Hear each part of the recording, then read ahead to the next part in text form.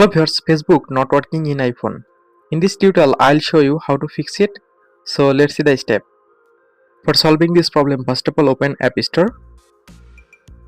Now click on search bar and search Facebook. From here, make sure your Facebook app is updated. So click on update. After updating Facebook, now go to settings. Scroll down. Click on general. Now go to software updates and make sure your software version is updated. Now go back, go to iPhone storage,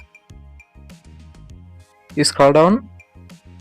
Now click on Facebook. Now upload your Facebook apps and then reinstall Facebook apps.